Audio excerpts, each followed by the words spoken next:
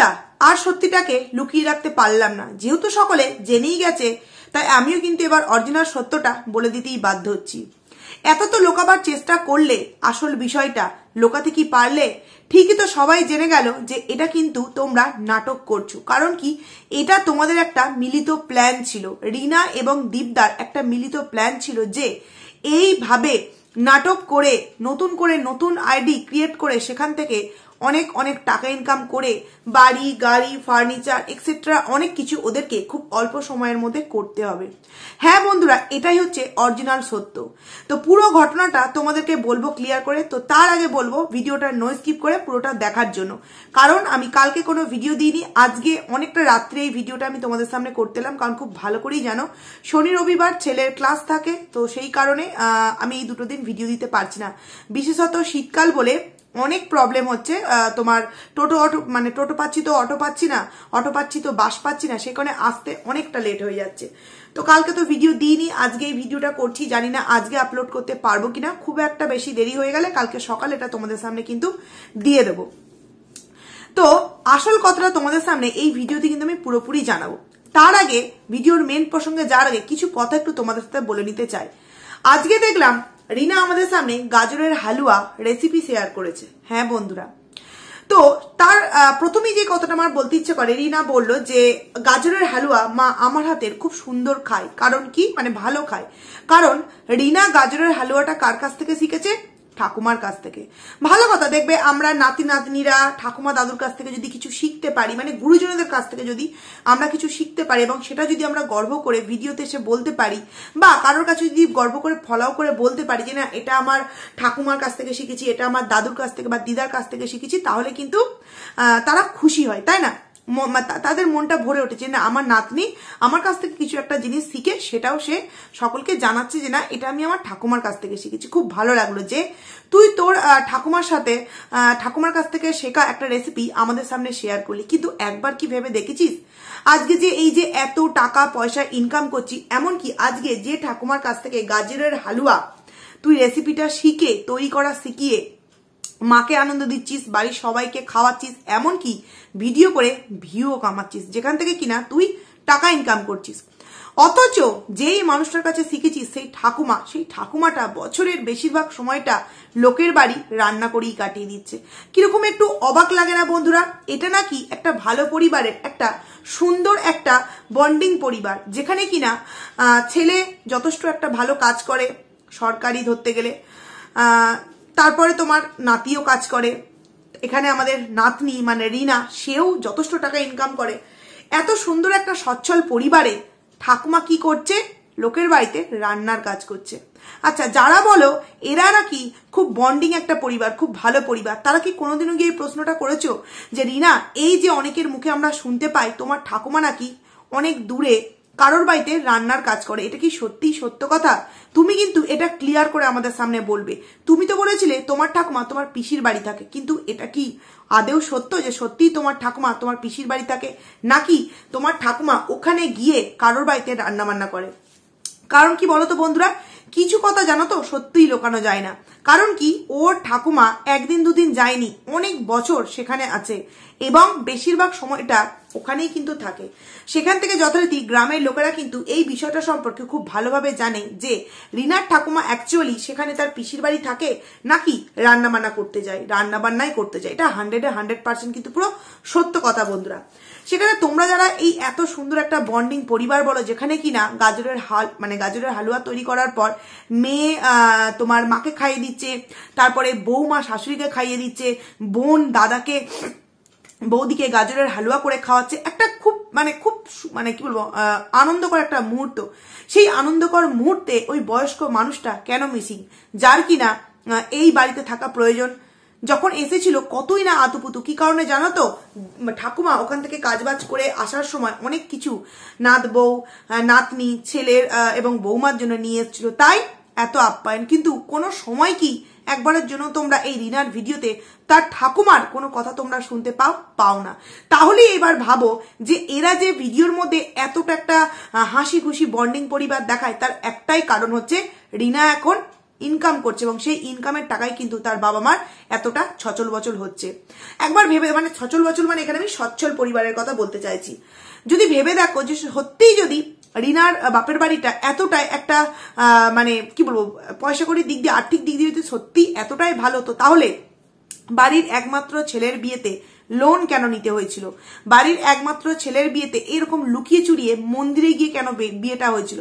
হ্যাঁ, মেয়ের বাড়ি হতেই পারে, সেটা কোনো কারণ, মানে সেটা কোনো কি বলবো ভুল নয়, হতেই পারে অনুষ্ঠান করেনি, কিন্তু তাই বলে ছেলের বাড়ির অনুষ্ঠানটাও এরকম মানে নামমাত্র করে ছেড়ে দিয়েছে। এবং সেখানে ওই অতটা শুভ একটা অনুষ্ঠানে বোন উপস্থিত ছিল না। বোন কখন উপস্থিত হলো? যখন বোনের মনিটাইজেশন অন হয়ে গেল, টাকা রোজগার করতে শিখে গেল, তারপর কিন্তু বোনকে সেই বাড়িতে গ্রহণযোগ্য বলে মনে করা হলো। তার মানে ভাবো, এদের বাড়িতে যারাই কিন্তু টাকা ইনকাম করে এদেরকে দেবে, তাদেরকে কিন্তু এরা মাথায় করে রাখবে, তাদেরকে কিন্তু এরা খুব সুন্দরভাবে আপ্যায়ন করবে। কিন্তু যারা বিনা পয়সা দিয়ে তাদের বাড়িতে যাবে, তাদেরকে কিন্তু এরা লাত মেরে ভাগিয়ে দেবে। বুঝলে বন্ধুরা, যেরকমটা হয়েছে ওর ঠাকুমার সাথে। পয়সা ইনকাম করো, আমাদের কাছে আসো, বছরে একবার খুব আপ্যায়ন করবো, কিন্তু 12 মাস তোমাদেরকে আমি, মানে তোমাকে আমি এখানে রাখতে পারবো না। নাহলে রিনা তো বলেছিল যে সে কোনো ভিডিও দেবে না, তাহলে এখন আবার নতুন করে ভিডিও ছেড়ে এত এক একদিনে, মানে একদিনে 2 দিনকার ভিডিও শুট করছে। যেরকমটা কিনা এই গাজরের হালুয়াটা কিন্তু ও কালকেই শুট করেছে, সেই ভিডিওটাকে 2 দিনে শেয়ার করলে, যাতে কিনা ওই 2 দিনের ভিডিও থেকে অনেক ডলার কামাতে পারে।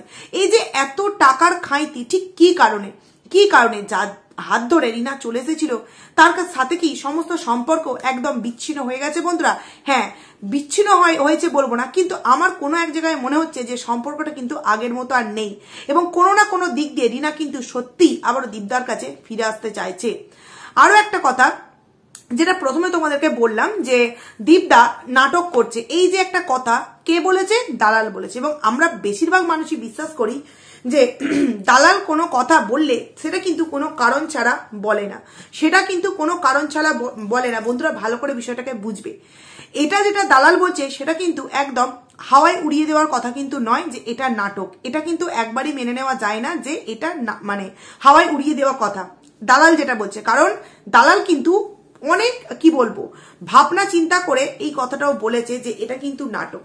এবার ভেবে দেখো, এই যে নাটক, এটা কি সত্যিই নাটক? এবার তোমাদের সামনে আমি যেটা প্রথমে বললাম ক্লিয়ার করে বলবো, সেটাই একটু বলতে চাইছি। না, প্রথমত এটা কোনো নাটক ছিল না, ভালো করে শুনবে, এটা কোনো নাটক ছিল না, কিন্তু হয়তো এখন নাটক হতে পারে, আগে কিন্তু এটা কোনো নাটক ছিল না। যথারীতি সত্যি রিনা একটা পরকীয়ার মানে সম্পর্কে জড়িত হয়েছিল, সেখান থেকে তাদের আজও পর্যন্ত যতটুকুনি তোমাদের সামনে যা দেখিয়েছে সমস্তটা কিন্তু সত্য। কারণ কি, এটা আমি দীপদার ভিডিও, এটা আমি রিনার ভিডিও, এই সমস্ত কিছু দেখে বলছি না, কারণ আমি তো খোদ মানে তোমাদেরকে বলেইছিলাম যে আমি দুর্ভাগ্যবশত তাদের বাড়িতে গিয়ে পৌঁছাতে পারিনি, কিন্তু আমি সেখান থেকেই ঘুরে এসেছিলাম। তো এটা যে সত্য একটা অরিজিনাল বিষয়, সেটা কিন্তু ওদের গ্রামে গেলেই তোমরা বুঝতে পারবে। কিন্তু এবার বিষয় হলো, তাহলে আমি কেন দীপদাকে এই কথাগুলো প্রথমে বললাম? দেখো, এটা তো হতেই পারে যে সত্যি রিনার আর দীপদার মধ্যে হয়তো মিল হয়ে গেছে, মানে কিছু মাস আগে, ধরো 1 থেকে 1.5 মাস আগে হয়তো মিল হয়ে গেছে। মিল হয়ে যাওয়ার পরেও তারা হয়তো প্ল্যান করেছে যে চলো আমরা এই নাটকটা কি আরো কিছু মাস বা কিছু বছর আমরা টেনে নিয়ে যাই, যতদিন না আমাদের বাড়িটা, গাড়িটা, তুমি তো একটা বাড়ি করে নিয়েছো, আমিও একটা গাড়ি কিনবো, যেটা যে দেখে এসেছিলাম ওই গাড়িটাও আমাকে কিনতে হবে। এই টাকাগুলো উপার্জন করার জন্য কিন্তু এই নাটকটাকে আমাদের এখনো কিছুদিন কন্টিনিউ করতে হবে। হতেও পারে এটা কিন্তু তাদের এখন এসে নাটকে পরিণত হয়েছে, কিন্তু প্রথম থেকে কিন্তু এটা কোনো নাটক ছিল না। এবার এটা কিন্তু আমি বলছি না, আমি দালালের কথাকে উদ্দেশ্য করে বলছি যে দালাল যে কথাটা বলেছে এটা কিন্তু একেবারে উড়িয়ে দেওয়ার মতো কথা নয়, কারণ দালাল নিশ্চয়ই রিনার কাছ থেকে একটু কিছু তো জানতে পেরেছে, তবেই কিন্তু কথাটাকে বলছে। এবার আমি তোমাদের সামনে বলছি, আমি কিন্তু কি বললাম যে প্রথম যেটুকুনি যা হয়েছিল সেটা সত্য, কারণ তার সত্যতা যথারীতি সেখানে গিয়ে কিন্তু আমি জেনে এসেছিলাম। কিন্তু মাঝ রাস্তায় হয়তো তাদের মধ্যে হয়ে গেছে, মিলটিল হয়ে গেছে, হয়ে যাওয়ার পরেও আমাদের সামনে এই নাটকটাকে কন্টিনিউ চালিয়ে যাওয়া হচ্ছে। এটা কিন্তু সরি আমার কথা নয়, এটা দালালের কথা। হয়তো রিনা দালালের কাছে কিছু মুখ ফসকে বলে ফেলেছে, যার দরুন এই দালাল আজকে এই কথাগুলো আমাদের সামনে বলতে পারছে যে এটা নাকি সম্পূর্ণ নাটক। তবে আমি বলতে চাই যে না, এটা সম্পূর্ণ নাটক নয়, এটা কিন্তু একটা অরিজিনাল সত্য ঘটনা। যেটা আমরা এখনো পর্যন্ত দেখতে পাচ্ছি সেটা সত্যিই পুরোটা সত্য, নাটক কিন্তু কিচ্ছু নয়। যদি সত্যি এটা নাটক হতো তাহলে একদিক দিয়ে দেখতে গেলে দেখা যাবে এই যে আজকে গাজরের হালুয়া তৈরি করলো, একজন রিনাকে কমেন্টস করেছে যে গাজরের হালুয়াটা তৈরি করে ছেলেকে কিন্তু পাঠাবে, এই একটা কমেন্টস করেছে। দেখলাম রিনা সেখানে কোনো রকম কোনো লাভ রিয়াক্ট দেয়নি। কিন্তু একবার ভেবে দেখো তো বন্ধুরা, সত্যিই কি একটা মায়ের কাছে একটা সন্তান সম্পর্কে যদি কোনো কমেন্টস করা হয় সেখানে কোনো লাভ রিয়াক্ট দেওয়া হবে না? তার কি সেখানে ওই লাভ রিয়াক্ট দেওয়াটা খারাপ বলে মনে হবে? মানে অ্যাকচুয়ালি সত্যিই কি বিষয়টা ঘটছে সত্যি বোঝা বড় মুশকিল। কারণ এখন মেন কন্টেন্ট কিন্তু দুজন দুজনাকে মানে দিয়েই যাচ্ছে। রিনা ঠুকছে দীপদাকে, দীপদা ঠুকছে রিনাকে, রিনা ঠুকছে দীপদাকে, দীপদা ঠুকছে রিনাকে। তো আমি বলবো দালালের কথা যেটা বলছে সেটাকে কিন্তু একেবারে কিন্তু উড়িয়ে দেওয়া যায় না। অরিজিনাল তথ্য হয়তো আমরা কিছুদিন পর এপ্রিল মাস এলে বুঝতে পারবো, মার্চ এপ্রিল এরা হয়তো আমরা বুঝতে পারবো, তার আগে আমরা কিছুই বুঝতে পারবো না। কিন্তু আমি পার্সোনালি যেটুকুনি তোমাদের বলতে চাই যে এটা কিন্তু কোনো রকম কোনো নাটক না, এটা যেটুকুনি হয়েছে অরিজিনাল সত্য। এইবার যদি মাঝ রাস্তায় তাদের মধ্যে মিল হয়ে গিয়ে থাকে এবং সেটা নিয়ে তারা যদি নাটক করতে থাকে তাহলে কিন্তু এটাতে কিছু বলার নেই। তবে হ্যাঁ, যদি সত্যি রিনা আর দীপদাদা ভাই মাঝ রাস্তায় এসে নাটক করে এখনো পর্যন্ত জিনিসটাকে কন্টিনিউ করে যায় তাহলে কিন্তু খুব খারাপ করছে। এবং আমরা তো বলবো যদি হঠাৎ কোনোদিনও শুনতে পারি যে না দীপদা রিনার মধ্যে সমস্ত কিছু ঠিক হয়ে গেছে, এটা জানতে পেরে সত্যি কিন্তু খুব খুশি হব। কারণ যে সংসার করবে এবং যার সাথে সংসার করবে তারা দুজন দুজনাকে যদি মেনে নিয়ে আবারও আগের মতো করে চলতে পারে তাহলে সেখানে আমাদের মতো কোনো কন্ট্রোভার্সি ক্রিয়েটারের বা কোনো ভিউয়ার্সের কোনো প্রবলেম থাকতে পারে বলে আমার কিন্তু মনে হয় না। বারবারই বলছি কিন্তু যে কোনো নাটক কিন্তু এটা নয়। দালাল যে কথাটা আজকে বললো সেই কথাটাকে জাস্ট আমি তোমাদের সামনে বিচার করে বলতে চাইলাম যে নিশ্চয়ই তো রিনা কোনো রকম কোনো ইঙ্গিত দিয়েছে তাই বলছে। বা আর একটা জিনিস কিন্তু হতে পারে যে রিনা নতুন একটা চাল চালছে দীপদার দিকে, মানে বিষয়টাকে ঘোরাবার জন্য, যাতে দীপদার সবাইকার সামনে আবারও খারাপ বলে প্রমাণিত হতে পারে। কারণ একবার তো খারাপ বলে প্রমাণিত করার চেষ্টা করেছে যে ও আমাকে, এটা কোনো সময় বলছে ওর মা আমাকে আগুনে পুড়িয়ে ড্যাশ করতে চেয়েছে, কোনো সময় গলায় এই ড্যাশ করে করতে চেয়েছে। বুঝতেই পারছো আমি আর এখানে ভিডিওতে বলতে চাইছি না। তো অনেক রকম চেষ্টা করেছিল তাদের উপর একটা টার্গেট নেওয়ার, তো সেখান থেকে যখন সেটা নিতে পারেনি হয়তো তার মনে হয়েছে যে এবার নতুন একটা প্ল্যান করি, কি যে আমার আর দীপের মধ্যে এটা নাটক চলছে এবং এই নাটকটা যথারীতি জানতে পেরে গেছে কে, এই দালাল। এটা হয়তো রিনার আর দালালের মধ্যে প্ল্যান। প্রথমত যে কথাগুলো তোমাদের সামনে বললাম তার থেকে বেশি হওয়ার সম্ভাবনা হচ্ছে এই কথাগুলো, যে এটা রিনা আর দালালের কিন্তু নতুন একটা প্ল্যান, যে দীপকে তো এত মানুষ ভালোবাসা দিচ্ছে, এত কিছু করছে, তো সেইখান থেকে তাকে আবারও ছোট করার জন্য নতুন একটা প্ল্যান কি করা যায়, চলো এইটা দালালকে দিয়ে বলাই যে আমার আর দীপের মধ্যে একটা প্ল্যান হচ্ছে, এই প্ল্যানটা দালাল কোনো ক্রমে জানতে পেরে ভিডিওর মধ্যে বলে দিয়েছে। এটা কিন্তু বন্ধুরা প্ল্যানিং পুরোপুরি, মানে তোমরা বিশ্বাস করতেই পারো যে এটা কিন্তু রিনা এবং দালালের কিন্তু নতুন একটা প্ল্যানিং। তোকে আরো একটা কথা বলতে চাইছি আমি। দেখো বন্ধুরা, আজকে রিনা কিছুক্ষণ আগে একটা শর্ট আমাদের সামনে আপলোড করেছে, তোমার দুনিয়া মে না কোই তুমসে হে প্যারা, গানের গলা একদমই বাজে, তার মধ্যে ঠান্ডায় আরোই ভেঙে গেছে। তো এই যে গানটা বুঝতেই পারছো যে কি গানটার মিনিং। তো সেখানে আমি রিনা তোকে একটা প্রশ্ন করতে চাই, এই যে গানটা তুই ঠিক কাকে ডেডিকেট করেছিস? কিষাণুকে ডেডিকেট করেছিস, দীপদাকে ডেডিকেট করেছিস, নাকি দাঁত ফোগলাকে? কারণ এই গানটার মধ্যে যদি কিষাণুর সাথে দেখতে গেলে দেখা যায় সত্যিই আমাদের জীবনে বাচ্চা ছাড়া কিন্তু আর কিন্তু আমাদের কি বলবো সুন্দর মুহূর্ত হতেই পারে না। আবার অপরদিকে এটা কিন্তু একটা পরকীয়া করা নারী তার বয়ফ্রেন্ডকেও কিন্তু এটা ডেডিকেট করতে পারে। আবার একদিক দিয়ে একটা স্বামীকে ছেড়ে আসা একটা স্ত্রী, সে আবারও যখন তার কাছে ফিরতে চাইছে তার মন গলাবার জন্য কিন্তু এই সমস্ত শর্ট ভিডিও একদম পারফেক্ট উপযুক্ত একটা বিষয়, যেখানে কিনা এই সমস্ত মানে শর্ট ভিডিও দিয়ে তাকে ইমোশনাল ভাবে একদম কাবু করে নেওয়া, যাকে বলে ইমোশনাল, এই সমস্ত গানগুলো দিয়ে কাবু করে নিয়ে আবারও জিনিসটাকে সঠিক দিকে মানে কি বলবো আসল জায়গায় নিয়ে আসার জন্য। নাহলে এই ধরনের গানগুলো ডেডিকেট করার কোনো কিন্তু মানেই হয় না। এইগুলো নয়তো কন্ট্রোভার্সি চাইছে, কারণ এখন প্রতিটা আইডিতে কিন্তু ভিউজ কম, প্রতিটা আইডিতে ভিউজ কম প্রত্যেক জনের, সেখান থেকে কে প্রতিটা মানে ব্লগারই বলো কন্ট্রোভার্সি ক্রিয়েটারই বলো এরা চায় ভিউজ। তো সেখান থেকে দেখতে গেলে দেখা যাবে এরা নয়তো কন্ট্রোভার্সি করার জন্য এই সমস্ত জিনিসগুলো ডেডিকেট করছে, কিংবা সত্যিই তাদের দুজনকার মধ্যে মিল হয়ে গেছে এবং এখনো পর্যন্ত যেটা চলে যাচ্ছে সেটা হয়তো হতে পারে নাটক দালালের কথা অনুযায়ী। আমি বারবারই বলছি, এটা কিন্তু আমার কথা নয়। আর রিনা, তোর কাছে প্রশ্ন রইল, গানটা কাকে ডেডিকেট করলি? দাঁত ফোগলাকে, নাকি দীপদাকে, নাকি তোর সন্তানকে? তবে হ্যাঁ, আমি বলতে চাইছি দাঁত ফোগলার সাথে কিন্তু ওর সম্পর্কটা ঠিক অতটাও কিন্তু আর গভীর নয়। বা এটাও হতে পারে যে রিনা সত্যিই হয়তো এমন কিছু চমক আমাদের সামনে কিছুদিনের মধ্যে দিতে চলেছে যেটা দেখলে সত্যিই আমরা অবাক হয়ে যাব। সেটা হচ্ছে রিনার যেটা খুশির একটা খবর, সেটা হয়তো তোমরা কিছুদিন পর ক্লিয়ার ভাবে জানতে পারবে, কারণ এই বিষয় নিয়ে সেইভাবে ডিটেলসে আমি কিছু বলতে চাই না। কিছুদিন পর তোমরা এমন কিছু দেখতে পাবে যেটা তোমরা জানতে পারলে সত্যিই তোমরা অবাক হবে যে এটাও হওয়া সম্ভব, এটাও রিনা করতে পারলো, এটাও কোনোদিনও একটা মেয়ে করতে পারে, একটা মা করতে পারে। এটা কিন্তু তোমরা তখন গেলেই জানতে পারবে। এখন আমি কিন্তু কিছুই বলতে চাইছি না। নাহলে ইয়োগা করলো, সব থেকে বড় কথা ওইটুকানি ইয়োগা আমাদের সামনে কেন দেখালো?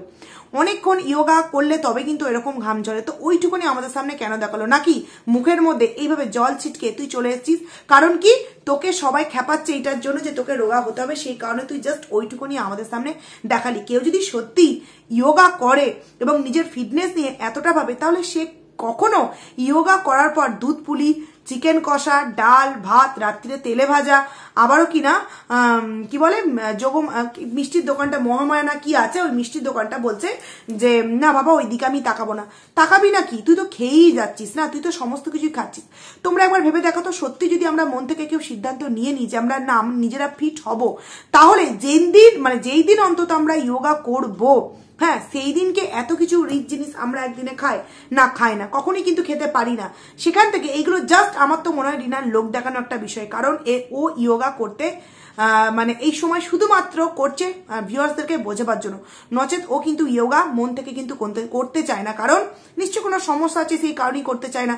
কারণ একদিন ম্যাট কিনলো, তারপর আবার আমাদের সামনে আজকে ইয়োগা দেখানো হলো, আবার দেখবে কতদিন পর তোমরা ইয়োগা দেখতে পাও।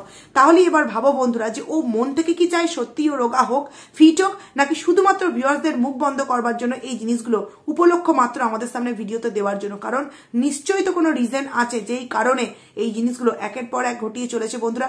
তো যারা বলছো এটাকে নাটক, আমি বারবারই বলতে চাইছি যে না, প্রথম যে থেকে যা হয়ে এসছে একটাও নাটক নয়। কিন্তু মাঝ রাস্তায় যদি তারা কিছু একটা করে নেয়, সেটাও আমরা জানতে পারছি না। এবং আমার মনে হচ্ছে দীপদা যে কখনো মিথ্যে কথা বলতে পারে না, এটা কোনো নাটক নয়। কারণ দীপদা ক্লিয়ার করেছে যে না, এটা কোনো নাটক না।